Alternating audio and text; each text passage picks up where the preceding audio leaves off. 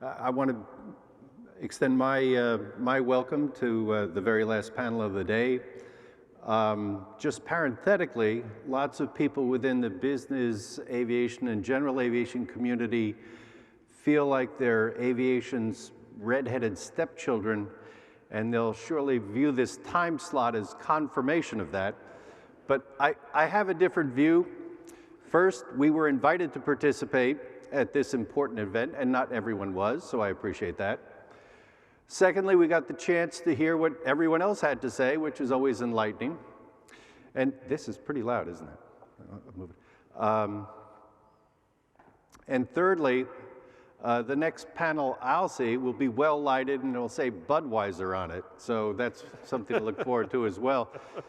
Before that, however, we're going to focus on issues likely to impact business and general aviation's utility and health in the near and not so near future. Our panelists today are here, and with good reason. They are all formidable business and general aviation professionals. All three are deeply immersed in the subjects they'll be covering here this afternoon. First, there's Tom Agnello. He's Vice President of Marketing for Cessna Aircraft in Wichita, Kansas, a manufacturer that has delivered more airplanes than any company ever.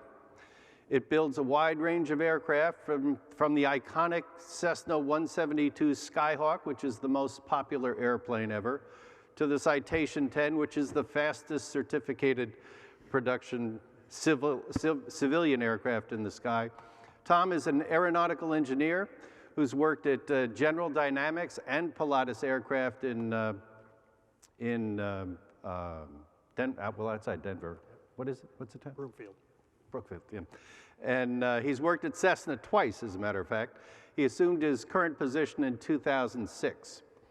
Next is Jens Hennig, Vice President of Operations for the General Aviation Manufacturers Association here in Washington, D.C.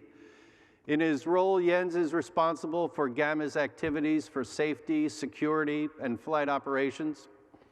He's the association's go-to guy on ATC modernization, next gen, and we'll be talking about that. He's also their man on FAR 135 matters, on rulemaking, cost analysis, and is involved in European aviation policy matters as well. A native of Sweden, Jens holds an MBA and a BS with honors in aerospace engineering from Embry-Riddle Aeronautical University in Florida. I presume it was the Florida Bay, yeah. Our third panelist is Michael Scheringa. He's president of Signature Flight Support, which is the largest chain of FBOs, which are fixed base operations in the world. Signature has more than 100 bases in the US, Europe, South America, Africa, and Asia. And one particularly notable Signature base is right here across the Potomac at Reagan National, where it kind of serves as a daily reminder that one day of terrorism can force innocents to pay for a long, long, long time. Michael seemed destined for the job he's got. He studied transportation and logistics management at Arizona State. He ran subsidiaries for US Air and served as CEO of Flight Options, which is a fractional operator based in Cleveland and the second largest operator of business jets in the world after NetJets. The breadth and depth of knowledge of these three gentlemen on business and general aviation matters will become quickly obvious as we get underway. Business and general aviation are confronted by many challenges and unknowns right now, not the least of which is economic. The recession has been particularly hard on this community. Flight activity is down, or was down, is down. That hurt FBOs, that hurt maintainers, that hurt fuelers. The used aircraft market became glutted, causing residuals values to just tank. OEMs saw their fat multi-billion-dollar backlogs shrink to anorexic levels, and capital simply disappeared from the market. All that combined to close flight departments, to ground airplanes, and put tens of thousands of workers on the street. It's the worst down cycle that anyone around the business can remember. it may finally be coming back up. There are hopeful signs. So let's get right to it. Our plan is to have a conversation, a Q&A among the three panelists, and they'll be asking questions of each other. But I also invite questions from the floor. I know that there are mics floating around, and maybe we'll talk for a while, and towards the end of our session, we'll open it up to questions from the floor. So, Tom, maybe start with you. The business was going gangbusters in 2008, and then it seemed to almost go bust in 2009. So what are the circumstances now, and what can we look forward to? Sure. That's a big question to start with, but yeah, each month throughout the crisis of the last couple of years, people would talk about, well, this isn't as bad as 2001, and then it became, this isn't as bad as the early 1990s, and then this isn't as bad as the 80s, and now it really has become to the point of this is as bad as it's ever been. Just a quick snapshot of our business. At the end of our fourth quarter of 2008, we had 13,000 employees in Wichita and in a couple other locations throughout the United States. We were on track to build about 500 airplanes a year. We were taking orders on roughly 90 jets a month. As of today, we have let 7,000 of our coworkers go. We're a 6,000 employee company right now. We'll deliver roughly 200 jets this year, so and the order rate, I'm happy to say, is finally starting to pick up again. We started to see some green shoots last spring. Around April or so, that stopped as we saw the effect of the Greek debt crisis start to slow things down in Europe. Fortunately, at the end of the year, with the bonus depreciation tax benefit that was passed, we saw a very active fourth quarter. And in fact, in December, we took as many orders as we had in, it was October of 2008. So a lot of good optimism fueled by bonus depreciation here in the United States in the last year. We definitely think that we're finally off the bottom. We measure average daily utilization of our fleet of Citations. It dropped pretty dramatically from almost 0.95 hours per day per airplane to about 0.62, 0.63, and now we're starting to see that come back up. So we kept trying to feel, where is the bottom, and I think we feel comfortable enough now that we've seen several months of good activity that things are picking up, but we don't expect to get back to those 2008 levels for quite some time now. And Jens, that's not unique to Cessna, that's a problem throughout the industry? That's quite true. We saw 2 years of decline. 2009, down about 45% in deliveries across the industry, pistons, turboprops, business jets. 2010 through the first 9 months, we're down about another 15%. So that's quite the hit. When it comes to the employment, Gamma membership had about 145,000 employees during 2008, and we're down about 20,000 plus just in the United States. Is there a surfeit of airplanes? I mean, do we have enough? What exactly is going on? I would say there's never enough airplanes. You could always use one more. Yeah, I mean, if you look at the main driver that really started middle of the past decade, 2005, it was to shift us away from a North American-centric market. The rule of thumb had always been, 75 to 80% of airplane deliveries of any segment went to customers in the United States or Canada. Suddenly we started seeing, maybe you want to call it the effects of globalization, but interest was starting to grow in Europe as well as in other emerging markets. And we've just seen that trend continue year over year over year. When we announced 2009 year-end data, it was the first year when deliveries of business jets had crossed over the 50% line. So 50% of deliveries to North American customers, 25 to Europe, and the last 25% spread into South America, as well as, the infamous BRIC countries, with China still being a small market, but very much up and coming when it came to taking deliveries from companies anywhere around the world.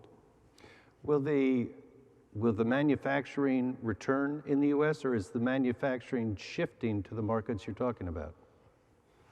I think it's going to be a little bit of both. One of the things that we found through this economic downturn is that it really exposed a cost structure that really was not competitive. And so the poor economy combined with some new entrants into the marketplace really forced us to look at our business model and how we build aircraft. I think this is always going to be our core center for where we design aircraft, where we flight test them, where we assemble them.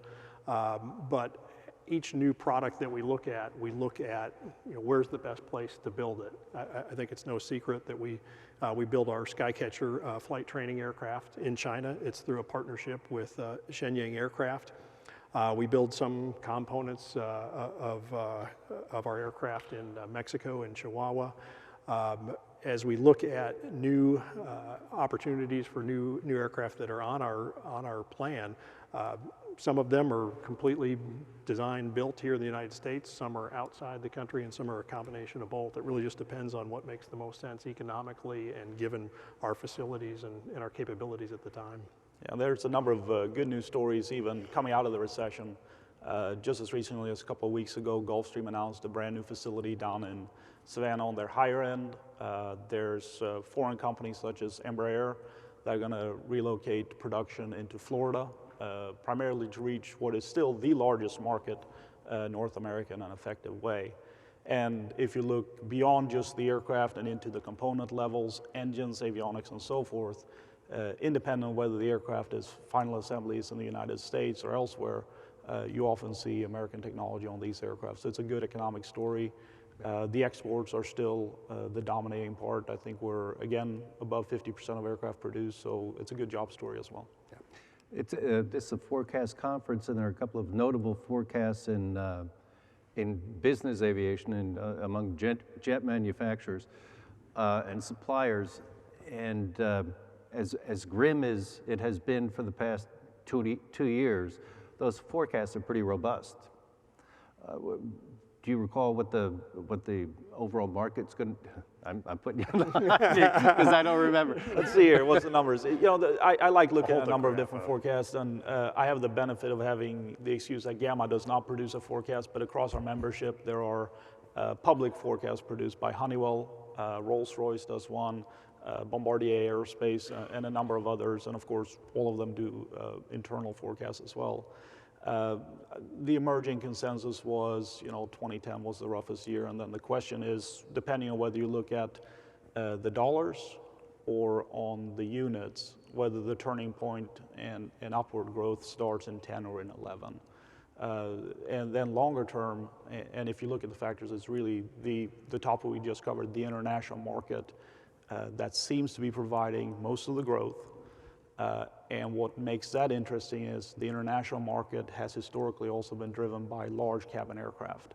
So the Globals, the Gulfstreams, the Dassaults, large money aircraft, especially in the long term, are generating a lot of dollars from the manufacturing of new aircraft. So that's where you not only see the increase in deliveries, but a significant increase in the dollar amounts that are forecasted by all companies. Michael, you're operating bases all over the world. Are you seeing this growth in international markets? We are. A surprising thing that I would say is probably the fastest growing market last year around the world was China to Africa. China to Africa? To Africa. And they're buying the exports and the raw materials and the minings coming out of Africa. The result for us is we're on 5 continents. And I would reiterate the point in terms of, on the side of manufacturing, that's whole shells. We certainly did not see in terms of operations a decline of 50%, right? Prosperity and people still traveled. But in the forecast, we look out and basically, if you look at on the 30-year basis, 20-year basis, in operations, we've grown at 2 times the rate of GDP. And now that GDP is more global than it is domestic, I think we look out over the next 10 years and the US market's still going to be roughly 60 to 65% of all operations as the other territories grow. If you were to look at peak to trough right now in the United States in terms of operations. I think right now we're sitting down around 23% from the peak of the market in the United States, which I think would go with your hourly utilization, Tom. Europe never had the decline the US did in general aviation. And so Europe right now is down in the teens versus the 20s. And Europe lagged us going into an operational recession by about 6 months. And it started recovering faster and almost reflective of the economy. And as Jens said earlier, when the Greek crisis hit, the recovery in operations from the prior year where they were down by almost 34% up to the 23, it flatlined, or the industry would have told you it plateaued for almost a 5-month window over the summer. And then if you were to look at Latin America, Asia, and Africa right now, is that you wouldn't have really seen a huge blip on the radar screen. Our Hong Kong Business Jet Center is full almost every day. They're all big cabin airplanes. The Chinese are buying new airplanes, not used airplanes. Used airplanes tend to go to Africa and Latin America. Although our joint venture partner in Brazil a few years ago was the second largest outlet for Hawker Beechcraft that year around the world. So I would tell you that kind of the brick, it's real. As Jens said, it's off of a very low base. And so, percentages of, kind of 10 airplanes and you double it, it's still only 10 airplanes versus the 17,000 install base in the United States. And one thing that we always, moderate expectations, whether it's our investors or our other customers, is we're putting resources as markets mature around the world. And we still think the US will be about 60 to 65% of the market 10 years from now. This U.S. market was going gangbusters, as we've said, 2 years ago, and then it got whacked by a recession of unlike we'd ever expected or forecast, and then there was the double whammy of the business jet being castigated as something evil. Yeah. What kinds of things might inhibit growth that you're worried about right now? What about fuel? What about the price of oil? Could that impact the growth of business aviation or the well-being of business aviation, or does the price of oil not matter all that much? Our experience would be that you have a category of customer that I would call the wannabe, right? And ultimately, when you're operating a private jet, the cost of fuel is roughly going to be 10 to 15% of the total cost of operation when you amortize the value of that airplane. And so I'd say $100 a barrel fuel is an irritant, but it's not going to prevent somebody from flying 1,000 nautical mile mission, right? Because it's by then single digits in terms of what it means in terms of making that flight. I think the overall prosperity of the economy is this absolute single largest driver to how well we're going to do as an industry on the manufacturing side as well as on the operating side. You mentioned in your opening comments DCA, artificial regulation, whether it's a security issue, perceived or real, certainly has an impact on a specific airport. If you were to look at fees that airports assess to general aviation or taxes, right, that can act as a stimulant or a deterrent. The bonus depreciation, whether it's for a whole aircraft owner or for a fractional share, was a great stimulant for year in. And I think besides the whole aircraft, every fractional operator would have told you that December turned out to be a record month for selling fractional shares, which I would say it's a lot of pent-up demand. So the economy would be number one. Artificial issues from a regulation perspective are probably the next one from a business jet perspective. I think the other activities are more noise inside the business. Would you describe security issues as a little more noise? Security is certainly a noise issue for the general aviation industry. We are already regulated in a number of different ways, DCA being the main example that's here locally, but for the past 2 years, there's of course been debate at least about what to do with additional security requirements for high-end general aviation. We should expect to see something from the TSA here later this year. This is a proposal that's been referred to as the Large Aircraft Security Program. After it was introduced about October of 2008, I think everybody pushed back on it as just missing the mark on how to secure quite a dynamic and very diverse industry, since it had pretty much been modeled after scheduled air carriers. What we expect to see this summer will be a program that we hope will be much more practical. It will be built around securing two key activities in general aviation, the pilot and the aircraft when it's on the ground. And by doing so, I think we can avoid what Michael is referring to as, additional disturbances. If the TSA does it right based on how they presented it to the industry associations, this will secure general aviation further and not impede any of the operations going forward. And Bill, if I could just add to that, is despite the castigation on Capitol Hill a few years ago, is the current administration and the new administrator at the TSA, John Pistol from last summer. I think he has embraced a collaborative effort both on the large aircraft security program as well as opening up access for DCA, and reached out to the general aviation community and said, I don't want you to be the redheaded stepchild. What can we do for you? The industry laid out a series of agenda items that said this would help, and there has been a very active dialogue between the TSA and industry in the area of security to get over what might have been artificial barriers or unreasonable barriers within the realms that we operate in. So you expect the lockdown, if you will, of signature DCA to be eased a bit?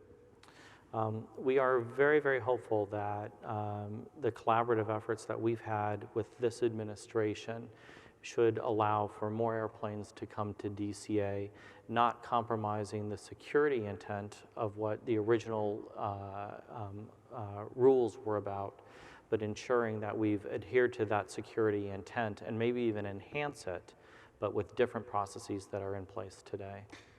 Some of you may be unaware, but not all that many years ago, National Airport was a business aviation hub, and it could attract 100 business jets on a given workday. How many now, Mike?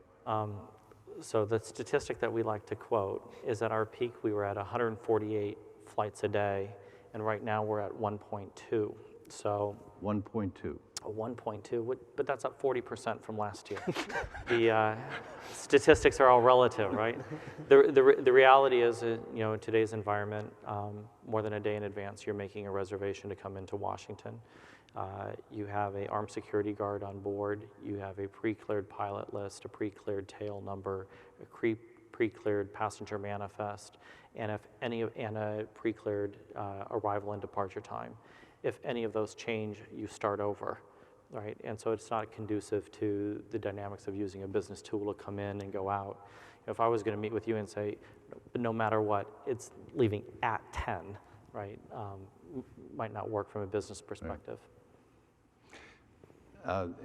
Among business pilots, there's a joke about going into Washington because you really do need an armed guard on board, and the job of that guard is to protect the flight, which is to say protect the pilot. So the guard is there to shoot the chairman.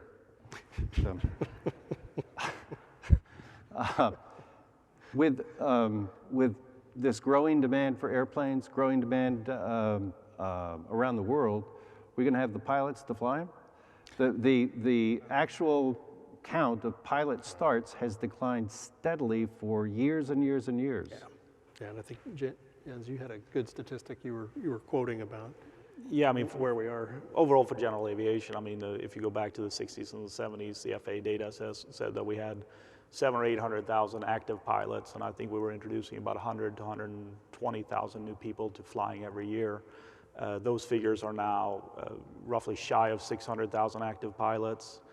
The private pilot population, which of course the lighter end of general aviation depends on significantly, is down even further, currently declining at a rate of about 10,000 a year. Mm-hmm. And the student pilot population, even though there's an interesting fluke in the FAA data with a regulatory change on how long your student pilot certificate is valid, Apart from that, that's also declined down to, you know, a baseline of what used to be about 55,000 active new student pilots every year. And it's a huge issue, and of course Cessna is championing it. Yeah, we see it as a real looming challenge for not just the business aviation industry, but also airlines as well. And I think a couple speakers this morning commented about the potential shortage of not just pilots, but mechanics. A&P mechanics are in very short supply right now, so a good field to get into if you like that. But you know, the training business and our investment in the Skycatcher, I mean, it's pretty hard to even see those airplanes in the top line of our business.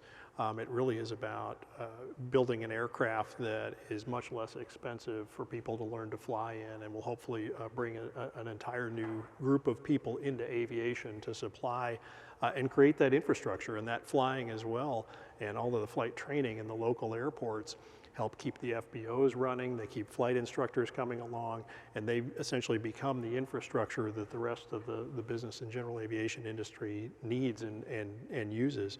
So while there's been a lot of publicity about light sport and how it enables people who are retired or can't get their medical, and this is the new recreational aircraft, we never would have been able to build a positive business model just based on that market. For us, it is the training aircraft of the future, and it's one that we think can bring down the cost of getting your pilot's license by a third to a half. So we're looking at how can we use that aircraft in different stages of training, and then what else do we need to do? Do we need to take it and be FAR 23 certified? Are we going to make a IFR version of it? These are all questions we're looking at internally. But yeah, that's an important part of the business. The drop off in pilots is scary. I think AOPA has done some very good research. They'll be announcing here in a couple of weeks that they've done into the reasons for that drop off in flight training. It's not just about cost. It's also about the value of the experience you get out of it. So we're paying very close attention to that. We have 300 Cessna pilot centers around the world. Their livelihood depends on flight training among other aviation businesses, but it's critical to us to help grow more pilots and feed them into the system that we all rely on. There's a lot of interest in alternate fuels, biofuels, and what have you today. What can we expect? Maybe that's too strong a word. What kinds of avenues are being experimented with, and yeah, what might result from all that? You want to start? Yeah, maybe I just start. I mean, one of the big things that's been affecting the lightest end of general aviation is a debate that's now about, I guess, since it got started 25, 30 years old, which is the fact that we still use low lead avgas for the operation of the vast majority of general aviation aircraft. There's been some reductions. The reason it's called low lead is that the lead level has been decreased significantly. But among mobile sources, light general aviation is still the only industry that actually uses leaded avgas. So for those of you following what's going on here in Washington, I think it was late last week or early this week, the FAA actually announced the formation of an unleaded avgas aviation rulemaking committee, and that is based on a couple of years of work between the EPA, the FAA, as well as the industry to really look at how do we chart a future towards an environment where unleaded aviation gasoline is in play. And there's a number of opportunities for this transition. One of the issues that we have in general aviation is that through research, I'm 15 years under what's called a research council that's run through the oil companies. We've really determined that there's no natural drop-in fuel for light general aviation. We're going to have to certify a fuel retroactively, something that's never been done before, that works for the entire fleet. And that means, 600-700 aircraft models that traditionally had a fuel to which you certified an engine and an airplane on combination. We're now going to do that in reverse. So the positive thing, and it's really great to see all levels of FAA engage all the way up to the administrator's office to really work cooperatively with the industry over the next several years to really find this solution that makes sense for general aviation here in the United States and keeps that industry alive. Mike, I imagine your operations would just as soon have one fuel. we don't need another fuel farm. The reality is on alternative fuels is that there's going to be an issue of complete production and distribution. And so the likelihood of alternative fuels is it'll become an additive at some point in the future.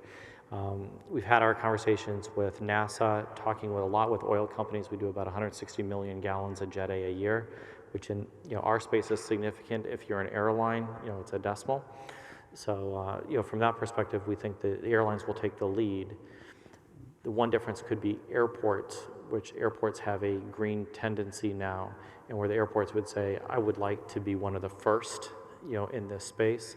And we have some airports saying, calling us to say, when could you do something? It doesn't even get produced yet. So, we're probably a half a decade or a decade away from seeing it as a true additive into kind of the Jet A component. That's an additive to Jet A you're talking about, right? For alternative fuels. Yeah. On avgas itself, I mean... Sorry. Oh, okay.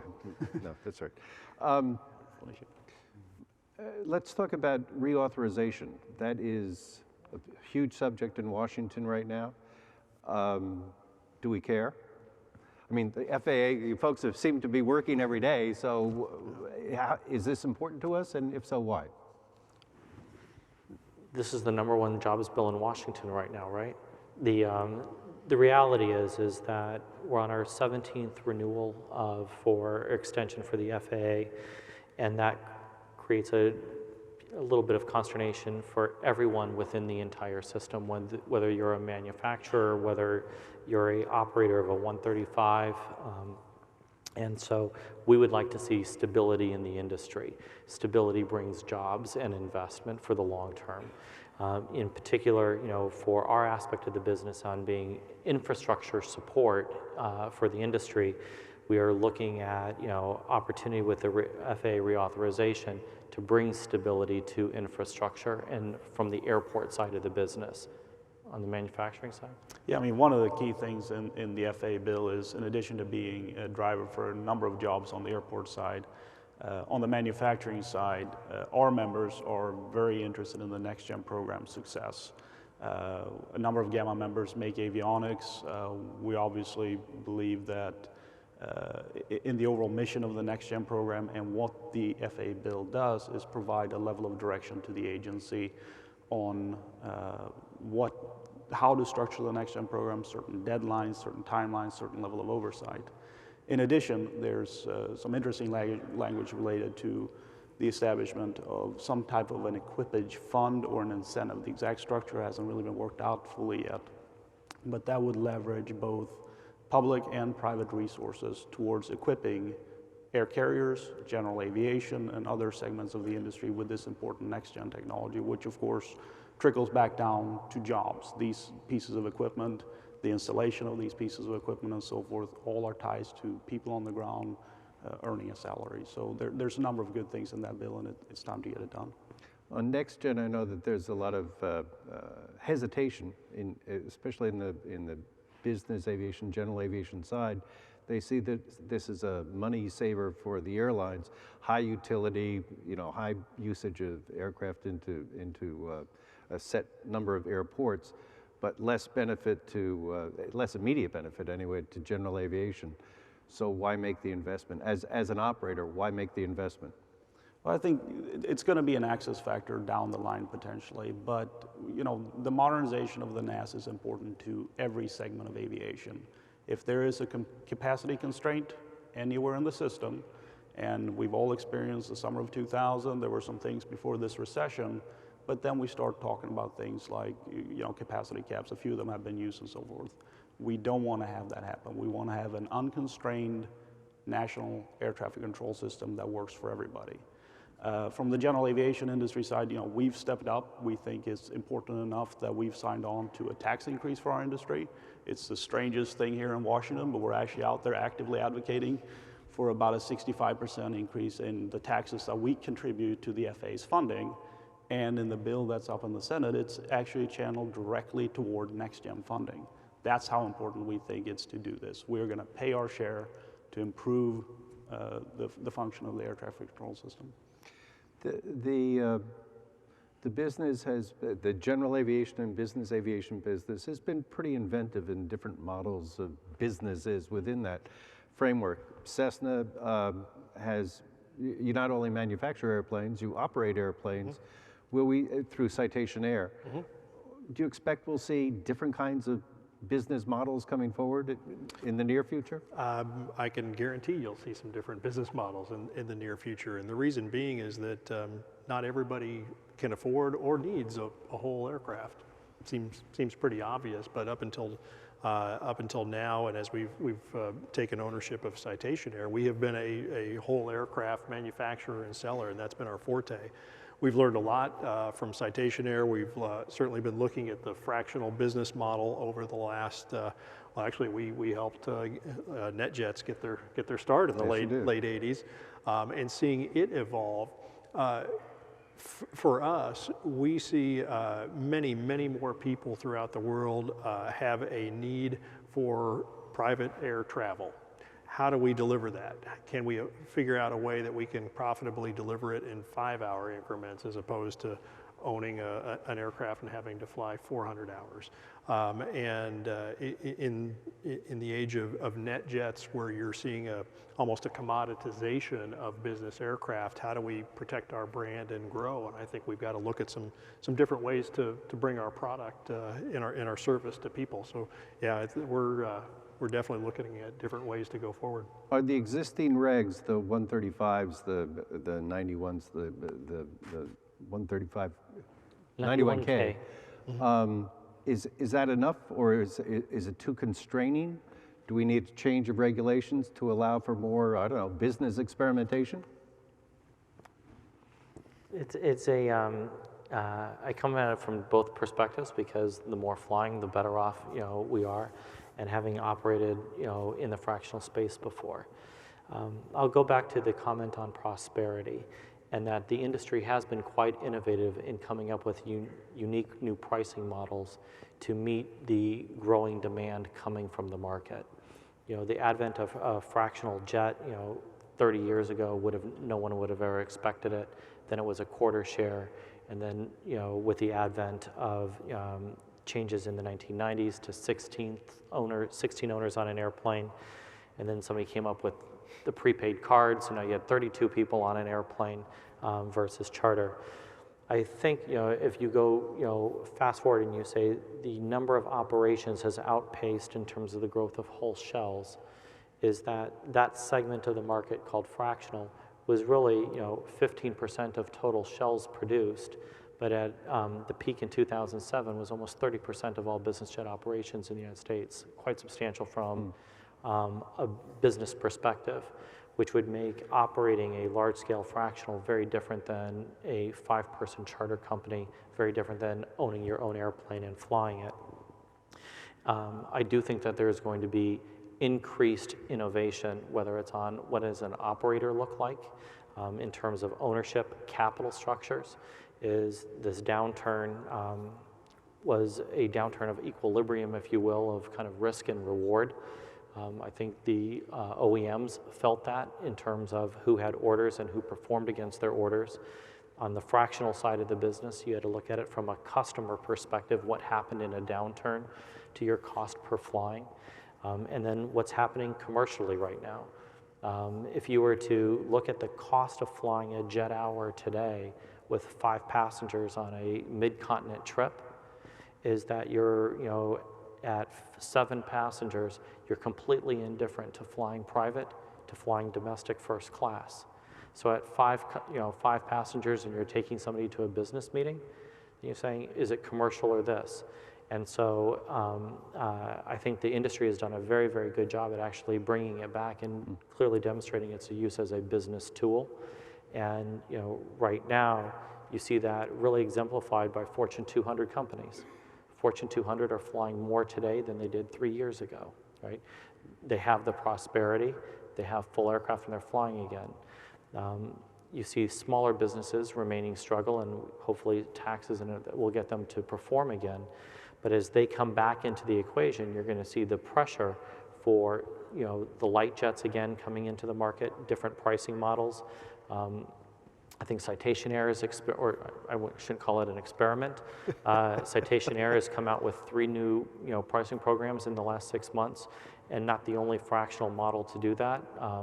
Other 135 operators have said, we're not doing fractional, we're doing long-term leases. So I think this innovation is going on. I don't know that it's going to be a revolution, but an evolution of access. Any questions from the audience?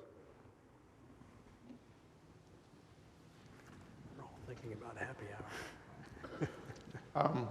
This one's working now. Okay. One of the points that was made throughout the morning and early afternoon was the importance of commonality in the fleets and the aircraft that serve the global commercial aviation industry. Are those kind of commonality issues as important for business aircraft and GA aircraft more generally? I think so. I mean, and certainly I think the fractional operators have discovered that over the last 10 years, much like Southwest or Alaska Airlines. It's just a lot less complex model if you're operating one type that you can put all your pilots on, and one type that all of your maintenance folks have to learn. So those are the big fleet operators. How we handle it in our microcosm of the world of just Cessna, we actually try to build a lot of that commonality into different aircraft. So if an A&P is trained on one Citation, they can pretty much figure out how to work on another one. We also try and work on common type ratings and try to make aircraft have similar handling characteristics, similar systems, so it is easier for our customers to transition from one aircraft to another or have a fleet with multiple aircraft in them. How about internationally? On international, one question, looking at potential growth there, particularly in operations, in emerging markets, for example, for fractional and other types of business aircraft operations. Are there any particular regulatory barriers or other impediments that you're facing in trying to expand that type of market? I would speak from the manufacturer's perspective, Gamma and all that. We mentioned the statistics earlier. We're now gone to selling our aircraft overseas, and combined with that, we're seeing increased demand from non-U.S. regulatory authorities to be part of the certification of the aircraft. So historically, the FAA was really the gold stamp of any aircraft certification. Now, as other countries' authorities become more mature or from their own public, interest are being asked to do more oversight, they're also asking more questions to any manufacturer who's validated an aircraft for operation into that country. So look at the FAA picture. If you follow the discussions here in town over the past couple of days, there's going to be a budget issue over the next several years, and FAA resources are going to be constrained. Our members work through the FAA's Aircraft Certification Office to not only certify aircraft here in the United States, but to work any validation program, which in many cases involve FAA facilitating discussion with the foreign authority, engaging overseas. So if we're going to actually be able to, as U.S. manufacturers, and of course as any manufacturer around the world, to continue selling into these emerging markets and meet the demand of the regulator, one of the near-term constraints that we are certainly concerned about is the FAA's resource allocation into aircraft certification so that we can continue to promote exports, get new aircraft into these countries, and promote trade and all these other things. So that's something that we're watching closely. And again, I hate to run with an issue du jour, but certainly something worth consideration. There are also operational constraints in Europe and elsewhere that are not imposed here, but they're imposed upon our aircraft and crews when they're over there. You take where you have, you're making an advanced reservation with Eurocontrol, right? There is no surprise arrival, right? You know exactly where everyone's coming in. I think if you were to go to a lot of kind of emerging markets, there's a huge issue with infrastructure. And I'm not sure what'll change faster, the infrastructure or the regulations about filing a flight plan, and then who's gonna meet you and clear your flight. Because culturally, in many parts of the world, flying private is not going to be something that is readily endorsed by the government, and where you might have a different process for a head of state versus a CEO versus just a plane, and then commercial. I would tell you in most of the rest of the world is that the business jet experience is closer to the commercial side when you get on the ground than it is to what you would expect in a mature market like the United States. And so what I would tell you is you have regulatory issues about filing your flight plan, getting the access to slots, right? As well as cultural issues, and the cultural issues, fund both the infrastructure as well as regulatory change. And so I think time to tell on each one, right? The market needs to mature to kind of demand it from the governments. Well, so, and the emissions rules now that are coming into the fore in Europe constrain American operations as well, right? The one area where we have it at a mature level is, of course, in Europe with the ETS discussions, requirements, I should say. I don't think they've worked out the complete formula for emissions trading, especially in the way it's managed with the GA operators that go in there. It's not one or two entities. It's literally hundreds and hundreds of countries that want to fly into Europe, each allocated to deal with a different country. So it's an issue, and they haven't gotten the right formula there yet. Operations into Europe are going to be further subject to additional debate on non-European operators flying in there later this year as Europe unveils their regulation for third country operators. It's literally called in their regulation a version of FAR 129, so additional oversight. But unlike the FAA approach, which certifies under FAR 129 foreign air carriers, Europe is not only looking at air carriers, but also large business aircraft operators. So you're going to have the regulatory touch on an additional level from a European regulator if you want to fly in and out of Europe on a regular basis. So there's a number of things in movement when it comes to us getting traction with sales and operations into non-US, non-traditional markets. Any others? Roger, how are we doing? Roger's left. He's already at happy hour. He's over. One more I have one more question. We've heard a lot about next gen for the commercial industry, and of course there are going to be a number of avionics requirements that are involved in the transition to a next gen system. So I'd like to maybe get your thoughts on those kind of avionics requirements in the context of business aviation and general aviation. I think I'll take my example when I used to be at Flight Options when we went through RVSM and the upgrades required. Is the reality is many of the kind of the older aircraft that require new technology, you go through an economic obsolescence. Are you going to invest in the airplane or go to the next generation aircraft, which has the next generation cockpit? And the leap isn't that difficult when you sit down with people and you walk through what the new fuel efficiency is. That the average airplane is 15 or 20% more fuel efficient than the one it's replacing, the warranty issues and everything. And so the investment required on the airplane to be determined, offset by helping some people accelerate airplanes that really don't have an economic use for anyway, is the way I would actually look at it. I mean, there's one clear set requirement out there that's actually by regulation, and that's one on automated dependent surveillance broadcast. It's been mentioned a few times during the day. For that program, we actually have a clear plan for where the FAA is going. We have a general understanding where foreign air traffic control service providers are also going, Europe primarily, but also Australia, Canada, and other places. The good news, everybody is pointing to the same set of requirements. So us as manufacturers and any operator who is expecting to have an aircraft flying past 2020 can make an informed decision about when to buy, what to buy, and so forth for that specific part of the program. Now that's only the foundational part of the entire next-gen endeavor or its equivalents overseas, single European sky or whatever else. What's important is that the FAA continues to engage with industry on other components. And that's not only for air carriers, but to look at how general aviation and business aircraft operators would move towards next gen and not only equip to maintain access, but to equip and obtain benefits. And there are several pockets of opportunity for benefits. What we're learning from the ADSB program is that there's some good opportunities to go direct to at an earlier point because the controller can see you. The helicopter operators in the Gulf of Mexico are, of course, having great success with saving flight time and fuel.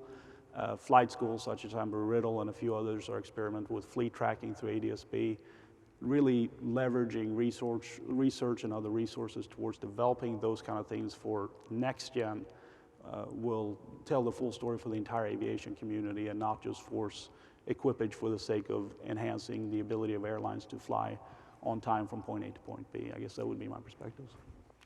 Let me suggest the speed finish, because we haven't touched on everything that everyone wants to talk about. So why don't I give each of you 1 minute to talk about something that you wanted to talk about that we haven't talked about. You start, you can put me on the spot right away. No, I just appreciate the opportunity and being invited out here to represent Cessna Aircraft Company and business and general aviation industry. It's a big world to us. I'm surprised to see how big the airline world is to everybody else. But yeah, a lot of different forces taking place in the marketplace right now, but we feel pretty confident. We're glad to be here and have survived and be a big exporter for the United States, and we're eager to get more jobs back in Wichita and get this growing.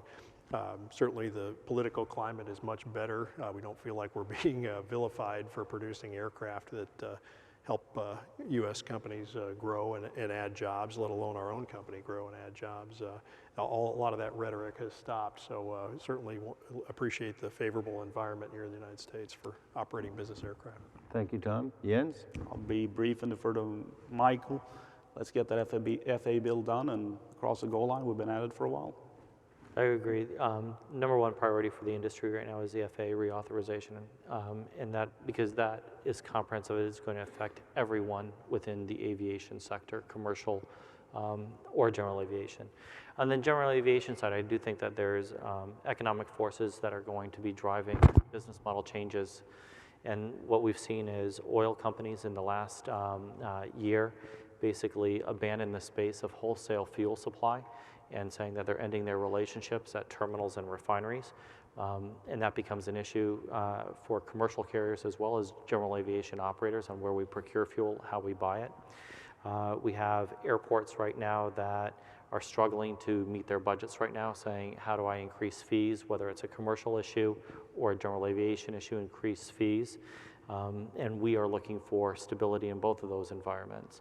And then I think that the activity of kind of private equity, in our business, dabbling in FBOs is somewhat interesting, given that, we're looking for long-term investments, and private equity by nature is, a 3 to 5 year play.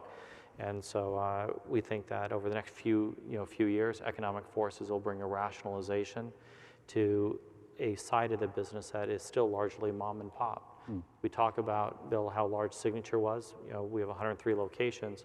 We have 8% of the world, and our next largest competitor has 5. When you get to the 5th person in the FBO business, they have less than 1%. And so the vast majority of FBOs around the world are still, owned by a local individual. And you talk about kind of standardization, policies, procedures, safety on the ground. That's a real issue for the business. And so we think economic forces are probably going to bring an era of consolidation, and that may or may not attract, short-term financial investors. Thank you. Well, the low beer light is on. I think we're done.